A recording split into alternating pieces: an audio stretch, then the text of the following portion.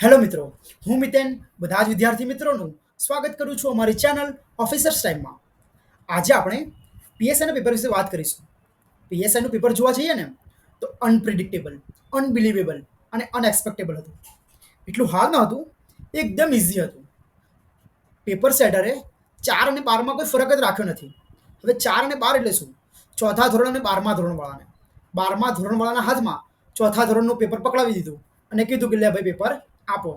આ એકદમ ના સારી વસ્તુ કહેવાય કે કોઈ પણ વિદ્યાર્થી જે આટલી મહેનત કરીને આટલો સમય 8 8 10 10 12 12 અને 14 14 કલાક વાંચીને છેલ્લે પેપર આપવા જાય અને આવું પેપર આપી દેવું તે વિદ્યાર્થી માટે ના ઇન્સાફી છે.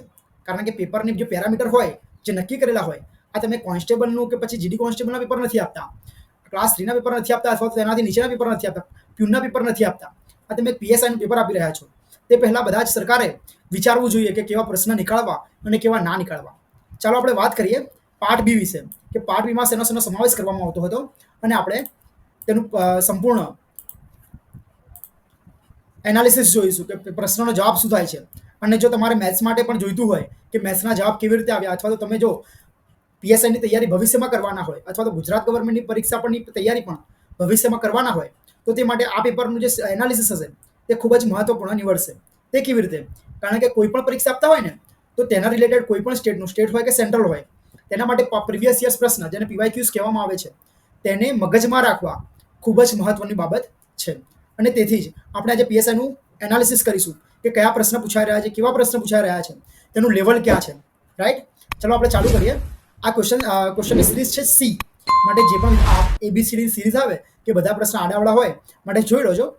જો તમારા એનાલિસિસમાં જવાબ જોવા હોય કે મારે કયો જવાબ આવશે, કયો નહીં આવે, તે માટે જોઈ લેજો. પાર્ટ બી શું છે? પહેલા પાર્ટ એમાં મેથ્સના પ્રશ્ન હતા, જ્યારે પાર્ટ મેથ્સ અને રિઝનિંગના, જ્યારે પાર્ટ બીમાં હશે જીકેના પ્રશ્ન. હવે જોઈ લઈએ કે જવાબ શું આવશે તે. પ્રશ્ન નંબર 1 છે, કયા સુધારા અધિનિયમે ભારતીય બંધારણની પ્રસ્તાવનામાં ફેરફારો રજૂ કર્યા હતા? કયા સુધારા અધિનિયમે ભારતીય બંધારણની પ્રસ્તાવનામાં ફેરફારો રજૂ કર્યા હતા? તેનો જવાબ શું આવશે સાહેબ? બધા જ જાણે છે કે 42મો સુધારો 1976, 42મો, 44મો. આ બે જે બંધારણના સુધારાઓ છે તે ખૂબ જ મહત્વના છે. જો આ બંને આવતા રહે, આ બંને તમને આવડે, તો તમે મોસ્ટલી બધા જે બંધારણની જે ફેરફારો થયેલા છે તેમાં પ્રશ્ન ખૂબ જ ઇઝીલી સોલ્વ કરી શકો છો. 42મો અને 44મો ખૂબ જ આઈએમપી છે. 42મો 1976 અને પેલું છે 1979. રાઈટ?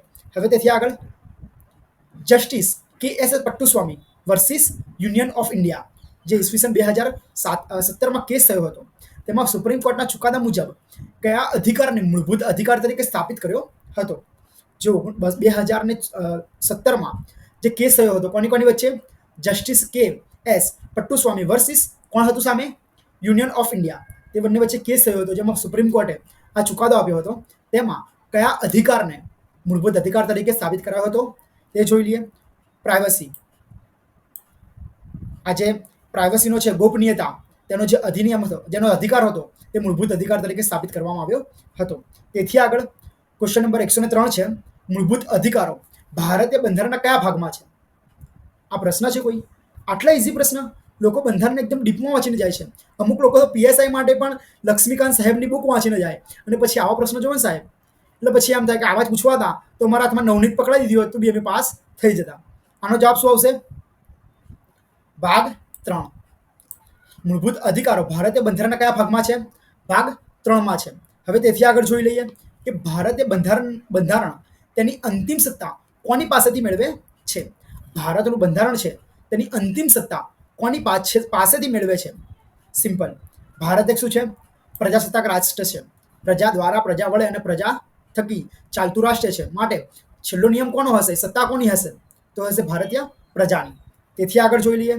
105મો પ્રશ્ન છે, ભારતીય બંધારણના આર્ટિકલ્સ 19 હેઠળ મૂળભૂત અધિકારો કોને આપવામાં આવે છે? આર્ટિકલ્સ 19 મુજબ મૂળભૂત અધિકારો કોને આપવામાં આવે છે? હવે પ્રશ્ન જોઈ લઈએ. ઓપ્શન એલિમિનેશન માટે જોઈએ આપણે પહેલા કે વિદેશી નાગરિકોને, ભારતમાં વસી રહેલ સૌને, દ્વિનાગરિકત્વ ધરાવનારને, ભારતીય નાગરિકોને. ઇઝી પ્રશ્ન છે યાર. ભારતીય નાગરિકોને 19 હેઠળ મૂળભૂત અધિકારો આપવામાં આવે છે. દ્વિનાગરિકત્વ તો આપણા ભારતમાં છે નહીં. દ્વિનાગરિકત્વ પ્રથા ક્યાં છે? તે છે યુએસએમાં. કે યુએસએમાં તમે રહેતા હોય તો રાષ્ટ્રનું પણ તમારે નાગરિકત્વ હોવું જોઈએ. જ્યારે કોઈ સ્ટેટમાં રહેતા હોય તો તેનું પણ નાગરિકત્વ તમારી પાસે હોવું જોઈએ. તેથી આગળ 106મો પ્રશ્ન, નીચેના પૈકી કયો ગ્રીન હાઉસ ગેસ નથી? અરે યાર, એચઈ, જ્યાં એ નંબર છે, ઓપ્શન એ છે એચઈ, તે ગ્રીન વાયુ ગેસ નથી. એકદમ ઇઝી પ્રશ્ન છે. 107 નંબરનો, ભારતમાં પ્રોજેક્ટ ટાઈગર ક્યારે શરૂ કરવામાં આવ્યો હતો? આ પ્રશ્ન સાહેબ તમે ધોરણ 7, 8 અથવા 9ના ધોરણ વિદ્યાર્થીને પૂછો ને તો પણ એને આવડી જાય અને તરત કહી દે કે સાહેબ 1973. આટલો સિમ્પલ પ્રશ્ન. તેથી આગળ, એસિડ વર્ષા માટે કયો ગેસ જવાબદાર છે? શું છે? એસિડ વર્ષા માટે, એસિડનો જે વરસાદ થાય છે તેના માટે કયો ગેસ જવાબદાર છે? Simple, sulphur dioxide. Sulphur dioxide છે તે એસિડનો જે વરસાદ થાય છે તેના માટે જવાબદાર છે. હવે આવ્યું, ભૂકંપનું માપન કયા સાધન દ્વારા કરવામાં આવે છે? ભૂકંપ થાય છે તેનું માપન કયા સાધન દ્વારા કરવામાં આવે છે? અરે યાર, આટલા ઇઝી પ્રશ્ન. સિસ્મોગ્રાફ. આ 8મા ધોરણના વિદ્યાર્થીને આવડી જાય. આબોહવા પરિવર્તન વિશે કઈ આંતરરાષ્ટ્રીય સંધિ કરવામાં આવી હતી? આબોહવાનું જે પરિવર્તન હતું તેને વિશે આંતરરાષ્ટ્રીય સંધિ થઈ હતી 2015માં. તે કઈ સંધિ માનવામાં આવે છે? તે શું હતું? પેરિસનો કરાર, પેરિસ સંધિ તેને કહેવામાં આવે છે. ભારતના બંધારણને ઘડવામાં સૌથી મોટો સ્ત્રોત કયો હતો? એકદમ ઇઝી પ્રશ્ન. કે જ્યારે ભારતના બંધારણની કોઈ બુક લઈએ ને, જેમ કે શહેજાદ કાઝી છે અથવા તો બીજી કોઈ યુવા ઉપનિષદ છે, તે બધાની બુકમાં પહેલા કાં તો બીજા જ પેજ પર જઈએ ને તો આ પ્રશ્નનો તમને જવાબ મળી જાય. ભારતીય સરકાર અધિનિયમ 1935. એકદમ સિમ્પલ પ્રશ્ન. બંધારણ સભાએ ભારતીય બંધારણ ક્યારે અપનાવ્યું હતું? શું છે પ્રશ્ન? બંધારણ સભાએ ભારતીય બંધારણ ક્યારે અપનાવ્યું હતું? 1949માં. એકદમ ઇઝી પ્રશ્ન. પછી આગળ, બંધારણ સભાએ ભારતનું બંધારણ ઘડવા માટે કેટલી બેઠકો કરી હતી? બંધારણ સભાએ ભારતનું બંધારણ ઘડવામાં કુલ કેટલી બેઠકો કરી હતી? 11 બેઠકો કરી હતી. બંધારણ સભાએ ડોક્ટર બી.આર. આંબેડકરજીને અધ્યક્ષતામાં બંધારણ સભાએ ડોક્ટર બી.આર. આંબેડકરજીની અધ્યક્ષતામાં મુસદ્દા સમિતિની રચના કઈ તારીખે કરી હતી? આ થોડો સારો પ્રશ્ન છે. આ આઈએમપી કહી શકાય અથવા તો ચેલેન્જિંગ કહી શકાય. આવા જ પ્રશ્ન તમને મેરિટમાં ઉપર લાવી દે, સાચા પડે તો, અને ખોટા પડે તો મેરિટની બહાર નીકાળી દે. આ એક સારો પ્રશ્ન છે. બંધારણની સભા હતી તેમાં જે ડોક્ટર બી.આર. આંબેડકરની અધ્યક્ષતામાં જે મુસદ્દા સમિતિની રચના કરવામાં આવી હતી તે કઈ તારીખે કરવામાં આવી હતી? સારો પ્રશ્ન છે આ. અમુક ચુનંદા પ્રશ્ન છે, 200 માર્ક્સની પરીક્ષા હતી તેમાં અમુક ચુનંદા પ્રશ્ન છે કે જેને હું સારા કહી શકું તેમ છે. ભારતના સંવિધાનમાં મૂળભૂત ફરજો કયા ભાગમાં આવેલી છે? ભારતની સંવિધાનમાં મૂળભૂત ફરજો કયા ભાગમાં છે? ભાગ સી પ્રશ્ન હશે. ભાગ કયો છે? ભાગ 4 ભાગ 4 કયો છે? તેમાં મૂળભૂત ફરજોનો સમાવેશ કરવામાં આવે છે. આજે આપણે ચોપડી ખોલીએ કોઈ પણ પાઠ્યપુસ્તક, તેમાં જે આગળ આપેલું હોય છે તે આ જ હોય છે. શું? મૂળભૂત ફરજો. તેના પછી ક્રિપ્ટોકરન્સી શું છે? ક્વેશ્ચન નંબર શું હતો? 116મો, કે જેમાં શું કહેવામાં આવ્યું છે કે ક્રિપ્ટોકરન્સી શું છે? ક્રિપ્ટો આજે જે ટ્રેડિંગ કરતા હોય અથવા ઇન્ટ્રાડે કરતા હોય અથવા તો જે સ્ટોક માર્કેટમાં વધારે રસ ધરાવતા હોય તેવા વિદ્યાર્થી માટે આ તો એક સરસ શબ્દ કહેવાય કે સાહેબ ક્રિપ્ટોકરન્સી આવ્યો એટલે અમુક લોકો તો ચાલુ પરીક્ષામાં પણ ચાર્ટ જોવા માટે લાગ્યા, મતલબ વિચારો એવા આવ્યા હશે કે ટ્રેડિંગ ચાર્ટ, પણ એવું નથી. આપણે હાલ પરીક્ષા આપવાની છે. ક્રિપ્ટોકરન્સી શું છે? એક ડિજિટલ ચલણ છે. ક્રિપ્ટોકરન્સી છે તે એક ડિજિટલ ચલણ છે. હવે પ્રશ્ન નંબર 117 શું કહે છે કે ઈસરો એટલે શું? ઈસરોનું ફૂલ ફોર્મ પૂછી લીધું. હવે આનાથી વધારે ઇઝી પ્રશ્ન કોઈ કેવી રીતે પૂછી શકે કે તમે પીએસઆઈની પરીક્ષા આપવા બેઠેલા જે વિદ્યાર્થીઓ છે તેમને તમે ઈસરોનું ફૂલ ફોર્મ પૂછી રહ્યા છો. ચાલો પૂછી લીધું તો પછી આને જવાબ આપી દઈએ. ઇન્ડિયન સ્પેસ રિસર્ચ ઓર્ગેનાઇઝેશન ઈસરોનું ફૂલ ફોર્મ છે. હવે તમે ઓપ્શન જોઈ લો. ઇન્ટરનેશનલ સ્પેસ એલિમિનેટ, કેમ કે આઈ ફોર ઇન્ડિયા કોઈને પણ યાદ હોય કે આઈ ફોર શું હોય? ઇન્ડિયન જ હોય, એટલે ઇન્ટરનેશનલ એલિમિનેટ થઈ જાય. ઇન્ડિયન સાયન્સ એન્ડ રિસર્ચ ના આવે, સાયન્સ ના આવે, સ્પેસનું છે માટે. બાકી ઇન્ટરનેશનલ તો આપણે ઓલરેડી એલિમિનેટ કરી નાખ્યું હતું. એકદમ ઇઝી પ્રશ્ન. ઇન્ડિયન સ્પેસ રિસર્ચ ઓર્ગેનાઇઝેશન તેનો રાઈટ આન્સર હશે. હવે આ પ્રશ્ન 118મો, 0.1 નેનોમીટર એટલે ખાલી જગ્યા. 0.1 નેનોમીટર જો તમે 9મા 8મા કાં તો એની પાઠ્યપુસ્તક પકડશો સાહેબ, તેમાં જે વિજ્ઞાનની ચોપડી હોય છે ને તેમાં પહેલું કાં તો બીજું જ ચેપ્ટર મને લાગે છે કે જે નેનોમીટરના રિલેટેડ છે. એકદમ ઇઝી પ્રશ્ન. જવાબ શું આવશે? ડી, ઓપ્શન ડી, 1 × 10⁻⁹ જવાબ આવશે. ડીએનએ નું ફૂલ ફોર્મ શું થાય? એકદમ પ્રશ્ન ઇઝી છે. શું આવશે? આન્સર બી. ડીએનએ નું ફૂલ ફોર્મ શું થાય? Answer B. પછી આના પર આગળ જઈએ. આઈએમએફ એટલે શું? આઈએમએફ શું છે તેને કયા રિલેટેડ છે, તો તે શું જવાબ શું આવશે? દેશની આર્થિક સહાય પૂરી પાડવી, દેશોને આર્થિક સહાય પૂરી પાડવી કહેવામાં આવે છે, દેશોને આર્થિક સહાય પૂરી પાડવી. તેથી આગળનો પ્રશ્ન જોઈ લઈએ. 121મો પ્રશ્ન. ભારતીય બંધારણમાં કેટલી મૂળભૂત ફરજો દર્શાવવામાં આવી છે? જે ભારતની બંધારણ છે તેમાં મૂળભૂત ફરજો કેટલી દર્શાવવામાં આવી છે? 11 ફરજો દર્શાવવામાં આવી છે. હવે 11 આગળ જવાબ હતો, પણ તે શું હતો કે ભારતનું બંધારણ તૈયાર કરવામાં કેટલી બેઠકો કરવામાં આવી હતી? 11 બેઠકો. અને આ શું છે કે 11 ફરજો આપેલી છે. શિક્ષણનો અધિકાર અધિનિયમ 2009 રાઇટ ટુ એજ્યુકેશન 2009 મુજબ કઈ ઉંમરના બાળકોને મફત અને ફરજિયાત શિક્ષણ આપવું જોઈએ? હાલ જે આરટીઆઈના ફોર્મ ભરવામાં આવે છે તેમાં પણ કોઈ પ્રશ્ન પૂછી લેવામાં આવે ને સાહેબ, તો એકદમ ઇઝી પ્રશ્ન છે કે શિક્ષણનો અધિકાર છે આરટીઈ રાઇટ ટુ એજ્યુકેશન 2009 મુજબ કઈ ઉંમરના બાળકોને મફત અને ફરજિયાત શિક્ષણ આપવામાં આવે છે? તો શું હશે? ઓપ્શન એ 6 વર્ષથી લઈને 14 વર્ષના બાળકો હોય તેમને મફત અને ફરજિયાત શિક્ષણ આપવામાં આવે છે. 123મો પ્રશ્ન શું કહે છે કે ભારતીય બંધારણમાં પુરુષો અને સ્ત્રીઓ બંને સમાન કામ માટે સમાન વેતન વિશે શેમાં ઉલ્લેખ કરવામાં આવ્યો છે? સ્ત્રી અને પુરુષ માટે સમાન કામ માટે સમાન વેતનનો ઉલ્લેખ ક્યાં કરવામાં આવ્યો છે? તેનો આન્સર જોઈ લઈએ. શું હશે? ડીપીએસપી રાજ્ય નીતિના માર્ગદર્શન સિદ્ધાંતો. ભારતીય બંધારણમાં પુરુષો અને સ્ત્રીઓ બંને માટે સમાન કામો માટે સમાન વેતન વિશે ક્યાં ઉલ્લેખ કરવામાં આવ્યો છે?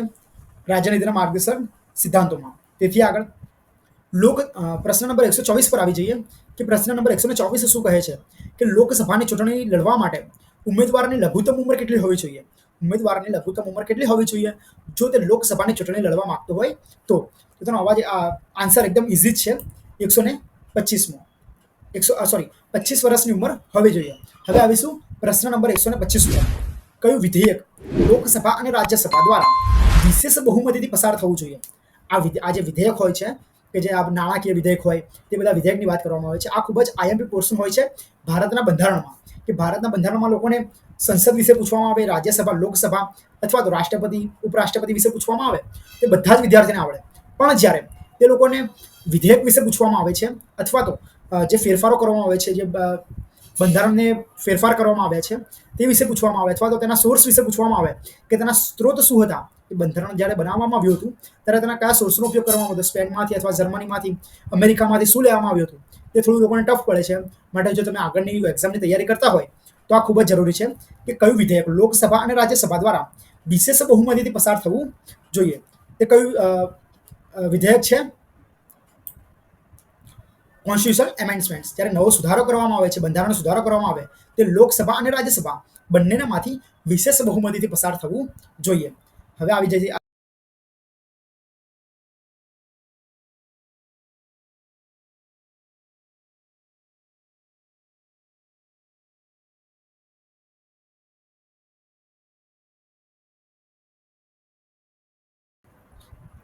એકસો ને 27મો પ્રશ્ન.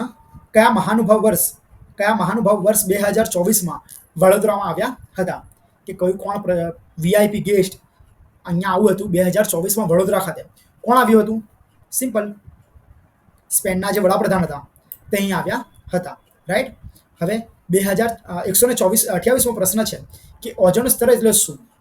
ઓઝોન સ્તર કોને કહેવામાં આવે છે અથવા ઓઝોન સ્તર શું કરે છે? સૂર્યકિરણોને શોષી લે છે. ઓઝોન જે સ્તર છે તે શું કરે છે? સૂર્યના કિરણોને શોષી લે છે. એકદમ ઇઝી પ્રશ્ન છે. માનવીની ભવાઈ નવલકથાના લેખકો કોણ હતા? માનવીની ભવાઈ જે નવલકથા હતી તે કોણે લખી હતી? આનાથી ઇઝી પ્રશ્ન. શું માનો છો કે સાહિત્યમાં બીજો કોઈ હોઈ શકે? ગુજરાતી સાહિત્ય વાંચતા હોય અને આવા ઇઝી પ્રશ્ન પૂછાય સાહેબ તો પછી એ હું નથી માનતો કે જે માપદંડ છે તે યોગ્ય છે કે નહીં. પન્નાલાલ પટેલ, માનવીની ભવાઈ, આ તો એકદમ ઇઝી પ્રશ્ન છે. હવે તેનાથી પણ ઇઝી પ્રશ્નો પર આવી જઈએ. સેબી એટલે શું? પહેલા વાત કરી હતી ક્રિપ્ટોકરન્સી, તેમાં પણ લોકોને સ્ટોક માર્કેટમાં નાખી દીધા, એને વિચારો કરવામાં નાખી દીધા. નેક્સ્ટ આવ્યું સેબી. સેબીમાં પણ લોકો સ્ટોક માર્કેટના વિચારોમાં તલ્લીન થઈ ગયા હશે કે આ શું છે. સેબી એટલે security and exchange board of India. Answer આવશે એ. Securities and exchange board of India, સેબીનું ફૂલ ફોર્મ શું થાય? તેથી આગળ આ સારો પ્રશ્ન છે કે અમુક આવા કેસ વિશે પણ માહિતી પૂછવામાં આવે તો તેને સારો પ્રશ્ન કહી શકાય. કે Keshavananda Bharati versus state of કેરલાનો વચ્ચે જે કેસ થયો હતો તેમાં સુપ્રીમ કોર્ટે કયો ઐતિહાસિક ચુકાદો આપ્યો હતો? કેશવાનંદ ભારતી અને સ્ટેટ ઓફ કેરલા વિશે જે સુપ્રીમ કોર્ટમાં કેસ થયો હતો તે કઈ સાલમાં થયો હતો? તે ખૂબ જ આઈએમપી પ્રશ્ન છે કે 1973માં બંને વચ્ચે કેસ થયો હતો, જેમાં સુપ્રીમ કોર્ટનો જે ચુકાદો હતો તે ખૂબ જ ઐતિહાસિક હતો, અને તે કયો હતો?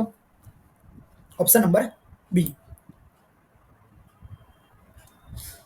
સંસદ ભારતના બંધારણની મૂળ સંરચના છે, ફંડામેન્ટલ્સ છે, બેઝિક છે, તેને કદી પણ બદલી શકશે નહીં.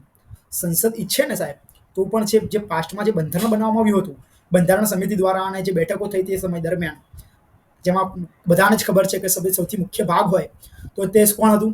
ડૉક્ટર BR આંબેડકરજી. તેમને જે બંધારણ ઘડ્યું છે તેને આજના સંસદ પણ મૂળ સંરચના છે, જે પાયો છે, તેને બદલી શકતા નથી. તેથી આગળ 132મો પ્રશ્ન, બંધારણનું અર્થઘટન કરવાની અંતિમ સત્તા કોની પાસે છે? કે બંધારણનું અર્થઘટન કરવાની, લોકોની અર્થઘટન કરવાની અથવા તેને જોવાની નજરો અલગ અલગ હોય તો તેની અંતિમ સત્તા કોની પાસે છે?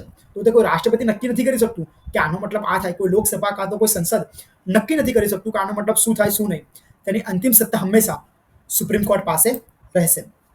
નેક્સ્ટ પ્રશ્ન 133મો પ્રશ્ન છે, ભારતમાં પંચાયતી રાજ વ્યવસ્થાની ભલામણ 1957માં થઈ હતી, તે કઈ સમિતિએ કરી હતી?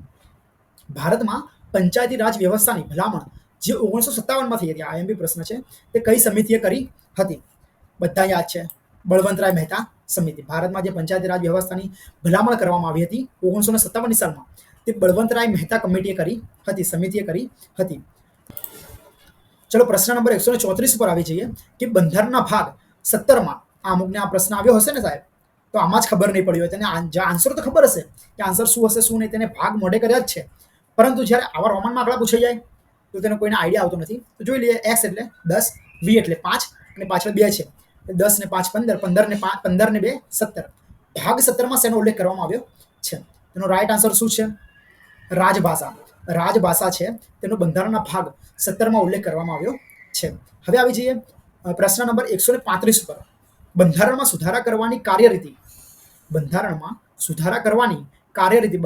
કયા આર્ટિકલ્સમાં જોવા મળે છે?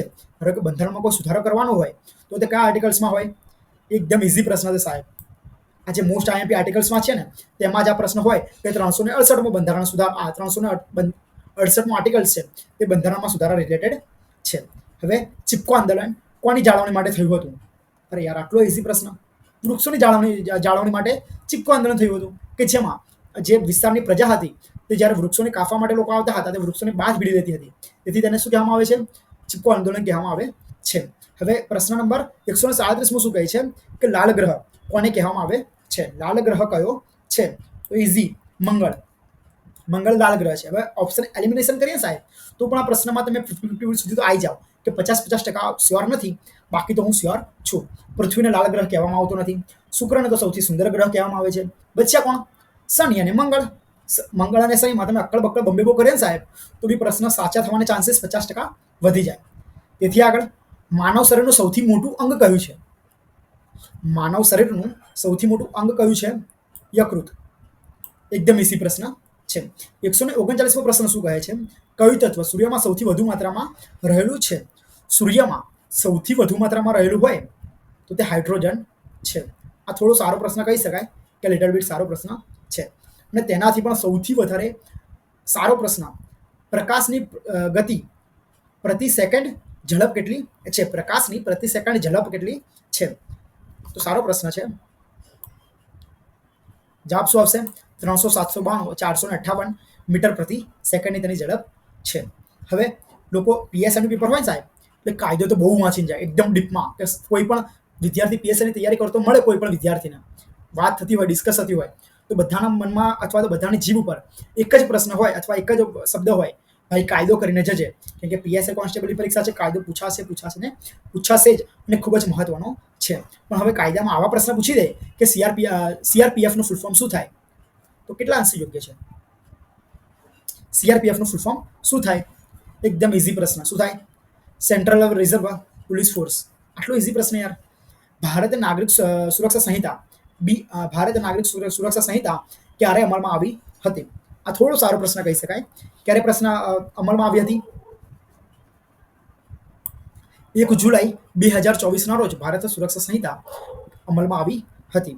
હવે 143મો પ્રશ્ન શું છે? BNSS મુજબ નાગરિક EFIR કરે છે. પોલીસ સ્ટેશને જઈને એ ફરિયાદમાં સહી કરવા માટે તેમની પાસે વધુમાં વધુ કેટલા દિવસ હોય છે? FIR કરીએ પછી પોલીસ સ્ટેશને જઈને ફરિયાદમાં સહી કરવા માટે તેના પાસે વધુમાં વધુ કેટલા દિવસ હોય? આ સારો પ્રશ્ન છે કે 5 દિવસ હોય. આ એક શું કહેવાય લોજિકલી પ્રશ્ન છે અને જાણવા જેવો પ્રશ્ન છે કે તમે FIR કરો છો તો તેના પછી કેટલા દિવસની અંદર ફરિયાદને અંદર સહી કરવા માટે જવું પડે તો છે 5 દિવસ. રાઈટ. હવે આ એકદમ ઇઝી પ્રશ્ન, આનાથી ઇઝી પ્રશ્ન ના હોઈ શકે સાહેબ. શું છે ઇઝી પ્રશ્ન? કે રાજ્યના પોલીસના વડા કોણ છે? સિમ્પલ. આ તો બધાને ખબર હોય, PSIની તૈયારી કરતા હોય ને તો લોકોને ખબર હોય કે ભાઈ મારું પ્રમોશન ક્યાં સુધી થશે. મારી એ છે ધારો કે અત્યારે 20 છે 25 છે તો હું કયા પોસ્ટ પર રિટાયર થઈશ. એટલે તને બધી પોસ્ટ તો ખબર જ હોય કે પ્રમોશનમાં આની પર કોણ હોય, આને વડો કોણ હોય, આનો વડો કોણ હોય. તો આન્સર સીધો જ છે કે રાજ્યમાં પોલીસના વડા કોણ હોય છે? તો સિમ્પલ. શું આવશે જવાબ? Director general of police. FIR એટલે શું? આગળ CRF શું પૂછ્યું હતું? CRPF નું પૂછ્યું હતું. અહીં શું પૂછ્યું છે? FIR એટલે શું? FIR નું ફૂલ ફોર્મ શું થાય? ફર્સ્ટ ઇન્ફોર્મેશન રિપોર્ટ એટલે FIR. એકદમ ઇઝી પ્રશ્ન. ભારતમાં GST ક્યારે અમલમાં આવ્યું હતું? એકદમ ઇઝી પ્રશ્ન. ઇકોનોમીમાંથી લેવામાં આવ્યો છે. હવે ઇકોનોમીમાંથી કેવા સારા પ્રશ્ન બની જાય અને એમાં કેવો પ્રશ્ન બનાવવામાં આવ્યો છે કે ભારતમાં GST ક્યારે અમલમાં કરવામાં આવ્યું હતું? 1 જુલાઈ 2000 સોરી મિત્રો 1 જુલાઈ 2017 રોજ GST અમલમાં મૂકવામાં આવ્યું હતું. ભારતના GDPમાં સૌથી વધુ યોગદાન કયા ક્ષેત્રનું છે? આ ઇકોનોમીનો સારો પ્રશ્ન છે, નો ડાઉટ બેઝિક છે, પણ બધા લોકોને ના આવડે. જો તમે ઇકોનોમીને ડિટેલમાં વાંચી હોય અથવા તો રિવિઝન કર્યું હોય તો આ પ્રશ્ન તમને આવડે. ભારતના GDPમાં સૌથી વધુ યોગદાન કયા ક્ષેત્રનું છે? સારો પ્રશ્ન છે કે સેવા ક્ષેત્રનું સૌથી વધુ યોગદાન છે. દીનદયાળ બંદરનું જૂનું નામ કયું હતું? જે દીનદયાળ બંદર છે, બંદરનું નામ બદલવામાં આવ્યું છે. દીનદયાળ હાલ છે, તેનું જૂનું નામ શું હતું? આ પણ એક સારો પ્રશ્ન કહી શકાય. કંડલા બંદર. રાઈટ. હવે પ્રશ્ન આવશે 149મો પ્રશ્ન છે. કૃષિ સંશોધન માટે જાણીતી ભારતીય સંસ્થા, કૃષિ સંશોધન માટે ભારતની જાણીતી સંસ્થા ICAR નું પૂરું નામ શું છે? ICAR, જેને આપણે આઈકર નામે ઓળખીએ છીએ, તેનું ફૂલ ફોર્મ શું થાય? એકદમ ઇઝી પ્રશ્ન. Option number D, Indian council of agriculture research. Indian council of agriculture research. એકદમ ઇઝી પ્રશ્ન છે. બધા જ વિદ્યાર્થીને પ્રશ્નનો જવાબ ખબર હશે. સાહેબ સાણંદમાં આવેલું છે. ભારતની પ્રાચીન સંસ્કૃતિને ઇતિહાસમાં કયા નામથી ઓળખવામાં આવે છે? ભારતની જે પ્રાચીન સંસ્કૃતિ છે તેને ઇતિહાસમાં કયા નામે ઓળખવામાં આવે છે? સિંધુની સંસ્કૃતિ. ભારતની જે પ્રાચીન સંસ્કૃતિ છે તેને ઇતિહાસમાં સિંધુની સંસ્કૃતિ નામે ઓળખવામાં આવે છે. કે જ્યારે પણ કોઈ તમે લ્યુસન્ટ વાંચો ને એટલે લ્યુસન્ટમાં ઇતિહાસમાં પહેલા જ પેજ પર લખેલું છે સિંધુ સભ્યતા. સિંધુ સભ્યતા પર જેની નદીની વાત આવે કે જેમાં 5 નદીનો સંગમ છે, ચિનાબ, રાવી, ઝેલમ, સતલુજ, એ બધાનો વાત કરવામાં આવે, જેને સપ્ત સિંધુ નામે ઓળખવામાં આવે છે. જેનો સૌથી મોટો પોર્શન જે નદી છે તેનો સૌથી વધારે પોર્શન કહેવા જઈએ તો પાકિસ્તાનમાં છે, ભારતમાં એટલો બધો નથી. હવે તેનાથી આગળ 152મો પ્રશ્ન છે. પ્લાસીની લડાઈ ક્યારે થઈ હતી? 1757માં. દરમિયાન અંગ્રેજોના નેતા કોણ હતા? એકદમ ઇઝી પ્રશ્ન. Robert Clive. પ્લાસીના યુદ્ધમાં અંગ્રેજોના નેતા કોણ હતા? Robert Clive. એકદમ ઇઝી પ્રશ્ન છે. અષ્ટાધ્યાયી જે ગ્રંથ છે, સાંસ્કૃતિક વ્યાકરણનો ગ્રંથ છે, તેના લેખક કોણ હતા? પાણિની. અષ્ટાધ્યાય કોનું છે? પાણિનીનું છે. આ તો અભિજ્ઞાન શાકુંતલમ કોનું છે? કવિ કાલિદાસનું છે. પછી હેમચંદ્રાચાર્યનું શું છે? તો સિદ્ધહેમ સદાનુશાસન, તે હેમચંદ્રાચાર્યનું છે. આ રીતે બધાને યાદ કરવામાં આવે છે. આ બધા વન લાઇનર પ્રશ્ન છે. આમાં કોઈ ડીપમાં વાંચવાની જરૂર હતી જ નહીં. આ બધા વન લાઇનર પ્રશ્નમાંથી લઈને આપી દીધા છે. ભારતીય સાહિત્યનો પ્રારંભ શેનાથી થાય છે? જે ભારતનું જે સાહિત્ય છે તેનો પ્રારંભ શેનાથી થાય છે? શેનાથી થાય સાહેબ? વેદોથી. વેદ કેટલા? 4. ઋગ્વેદ, સામવેદ, અથર્વવેદ અને યજુર્વેદ. સામવેદ એક સંગીતનો ગ્રંથ કહેવામાં આવે છે. ઋગ્વેદ સૌથી પ્રાચીન છે. યજુર્વેદ અને અથર્વવેદ આ બધા એકદમ ઇઝી વેદો છે કે તે પણ તમે વાંચેલા જ હશે. અને પ્રારંભ ક્યાંથી થાય તો બધાને ખબર જ હશે. રાઈટ. તેથી આગળ 155મો પ્રશ્ન. ભારતમાં સશસ્ત્ર ક્રાંતિની પ્રેરણા કોને આપી હતી? સશસ્ત્ર ક્રાંતિ કરવી જોઈએ તેની પ્રેરણા કોને આપી હતી?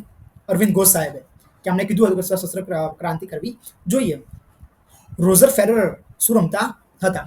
એકદમ સિમ્પલ પ્રશ્ન છે કે રોજર ફેડરર શું રમતા હતા? ટેનિસ રમતા હતા. કઈ રમત માટે ફીફા વર્લ્ડ કપ યોજાય છે અથવા ફીફા વર્લ્ડ કપ કઈ રમત સાથે સંકળાયેલું છે? હવે અમુક લોકો લખીને આવી જશે ક્રિકેટ. ક્રિકેટ તો ઓપ્શનમાં જ નથી.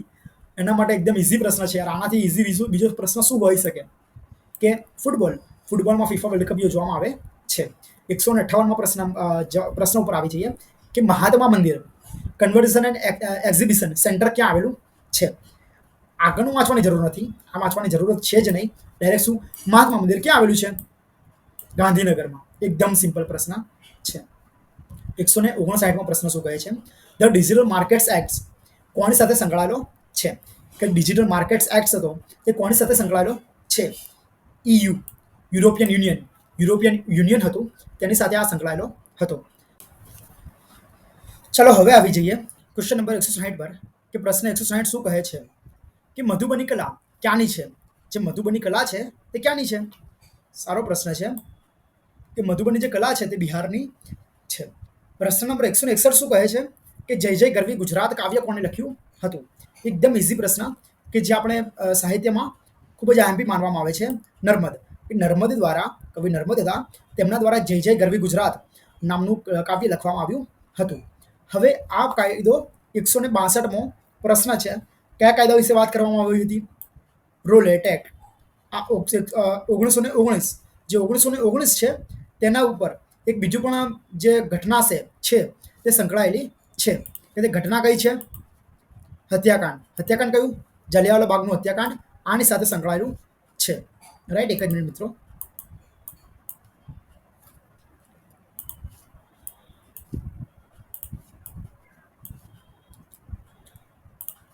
આનો જવાબ શું આવશે? 1919. તેના પછી આવશે પ્રશ્ન 163મો કે બારડોલી સત્યાગ્રહ ક્યારે શરૂ થયો હતો? એકદમ ઇઝી પ્રશ્ન ગુજરાતના ઇતિહાસનો કે બારડોલી સત્યાગ્રહ 1928થી શરૂ થયો હતો. આ કયું નામ નાટકનું નામ શું છે? સ્વપ્નવાસ વદતમ. સ્વપ્નવાસ વદતમ તે કોના દ્વારા લખવામાં આવ્યું હતું? તેના નાટકના લેખકો કોણ હતા? ભાસ. આ મેં યાદ રાખ્યું હતું, મેં પર્સનલી એવી રીતે યાદ રાખ્યું હતું કે ભાસ થાય કોઈ તો સ્વપ્નવાસ વદતમ કોણે લખ્યું હતું? કવિ ભાસે. રાઈટ. તેનાથી આગળ 165મો પ્રશ્ન શું કહે છે કે 165મા પ્રશ્નમાં ક્ષેત્રફળની દ્રષ્ટિએ ભારતનું સૌથી મોટું રાજ્ય કયું છે? ક્ષેત્રફળની દ્રષ્ટિએ ભારતનું સૌથી મોટું રાજ્ય કયું છે? રાજસ્થાન. રાઈટ. તેથી આગળ કઈ કૃતિને ઈસવીસન 2024માં બુકર પ્રાઇઝ મળ્યું હતું? કઈ જે કૃતિ છે તેને 2024માં બુકર પ્રાઇઝ કોને મળ્યું હતું? સારો પ્રશ્ન છે. ઓર્બિટલ. કરંટ અફેર્સનો પ્રશ્ન છે 2024નો. બરાબર. 167મો પ્રશ્ન શું કહે છે? કોને વર્ષ 2025નો પદ્મશ્રી પુરસ્કાર મળેલ નથી? આ યાદ રાખજો મિત્રો, નથી. અમુક લોકો તો ફાસ્ટ વાંચશે કોને 2025નો પદ્મશ્રી પુરસ્કાર લખી દીધું કે ભાઈ તુષાર શુક્લા. જવાબ રોંગ. માટે આખો પ્રશ્ન વાંચવાનો છે અને પછી જ તેના પર જવાબ આપવાનો છે. વર્ષ 2025માં કોને પદ્મશ્રી પુરસ્કાર મળેલ નથી? કોને મળેલ નથી? શ્રી પંકજ શાહ છે, તેમને પદ્મશ્રી પુરસ્કાર મળેલ નથી. 168મો પ્રશ્ન શું કહે છે કે સંયુક્ત રાષ્ટ્રના વર્તમાન મહાસચિવ કોણ છે? જે સંયુક્ત રાષ્ટ્ર છે તેના વર્તમાન સચિવ કોણ છે? એન્ટોનિયો ગુટેરેન્સ. જે એન્ટોનિયો ગુટેરેન્સ છે તે સંયુક્ત રાષ્ટ્ર UN છે તેના મહાસચિવ છે. રાઈટ. 169મો પ્રશ્ન છે 2024 ફોર્બ્સની સૌથી શક્તિશાળી મહિલાઓની યાદીમાં કઈ પ્રથમ સ્થાને કોણ છે? જે 2024ની ફોર્બ્સની જે સૌથી શક્તિશાળી મહિલાઓ હતી, સુપર વુમન, તેમની યાદીમાં કયા મહિલા પ્રથમ ક્રમે છે? કયા મહિલા? ઉર્સુલા વોર ડેન લેયન તે પ્રથમ સ્થાને છે. 170મો પ્રશ્ન શું કહે છે કે જે પેરિસની ઓલિમ્પિક કઈ થઈ હતી 2024માં કયા ભારત ખેલાડીને મેડલ મળ્યો નથી? યાદ રાખજો. કોણ છે? મનુ ભાકરને મેડલ મળ્યો નથી. રાઈટ. હવે કયું રાજ્ય મસાલાઓની ભૂમિ તરીકે ઓળખવામાં આવે છે? એક જ મિનિટ મિત્રો, આ ખોટો પ્રશ્ન છે. મનુ ભાકરને તો મળ્યો હતો. સોરી મનુ ભાકરને એવોર્ડ મળ્યો હતો તો કોને મળ્યો નથી એ પ્રશ્ન માંગ્યો છે.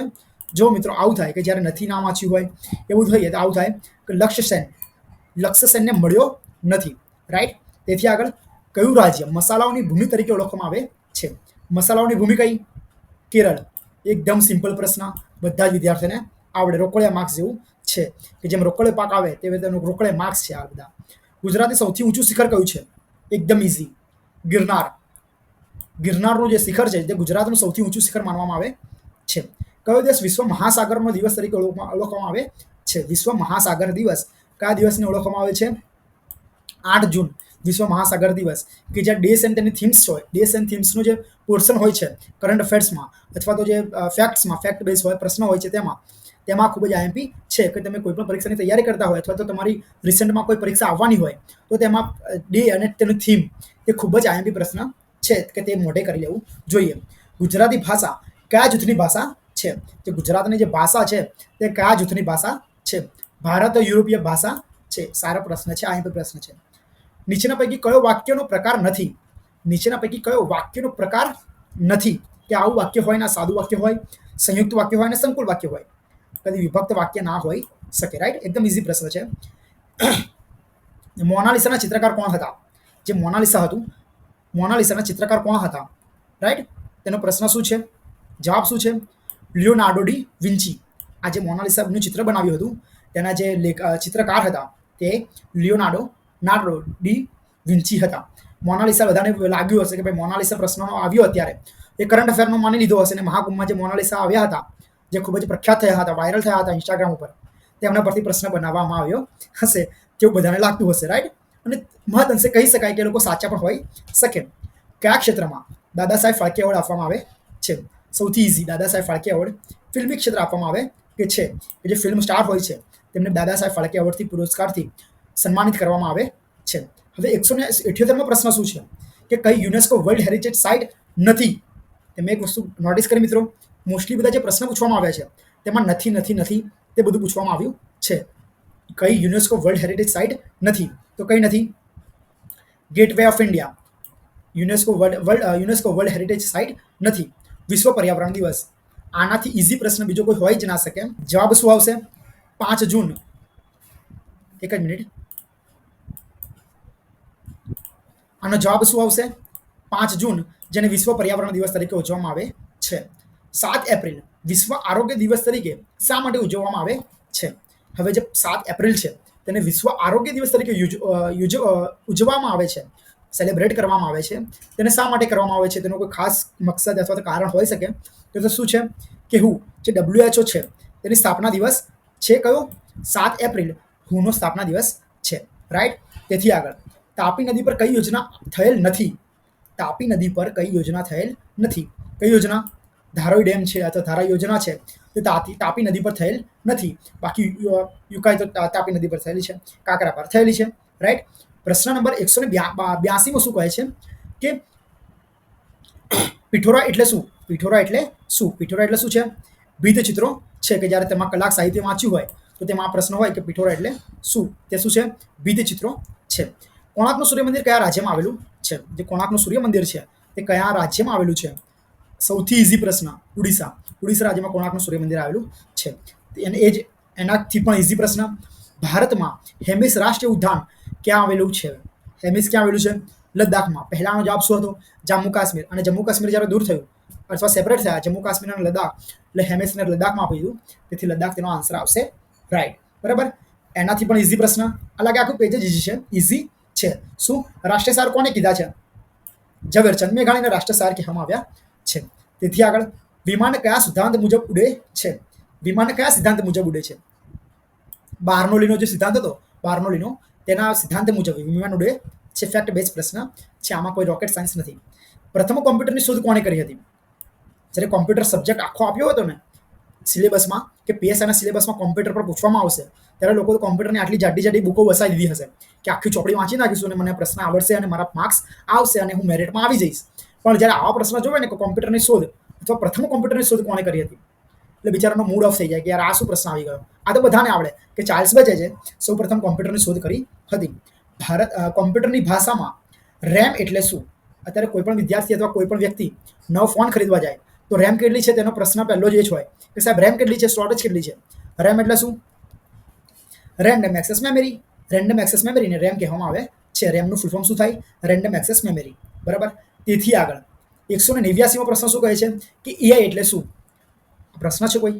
તમે પીએસઆઈની એક્ઝામમાં કેવા પ્રશ્ન પૂછી રહ્યા છો? એઆઈ એટલે શું? Artificial intelligence. તેનો જવાબ શું હશે?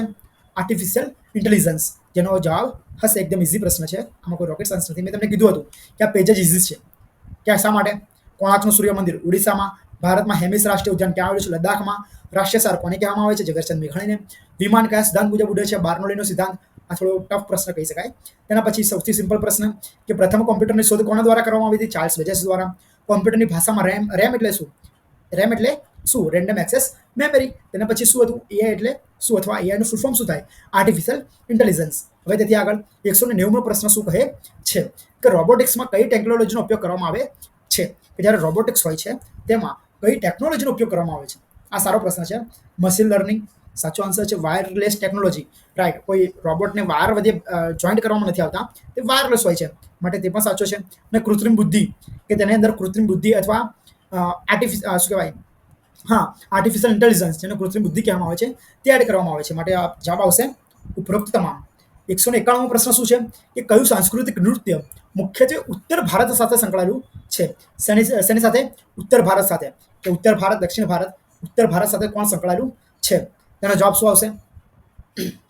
કથક એનો રાઈટ આન્સર હશે. કે કથક છે તે ઉત્તર ભારત સાથે સંકળાયેલું હશે. હવે 192મો પ્રશ્ન શું કહે છે કે મહાબલીપુરમમાં આવેલા મંદિરો કયા નામથી ઓળખવામાં આવે છે? કે જે મહાબલીપુરમમાં જે મંદિરો આવેલા છે તેને કયા મંદિરોના નામથી ઓળખવામાં આવે છે? રથ મંદિરો. તમે એનો ઇમેજ જોયો હશે, પિક્ચર જોયું હશે, ફોટો જોયો હશે, તો તમને ચોખ્ખું દેખાશે કે રથ જેવા બનાવવામાં આવ્યા હતા, માટે જે મહાબલીપુરમના જે મંદિરો છે તેને રથ મંદિરો પણ કહેવામાં આવે છે.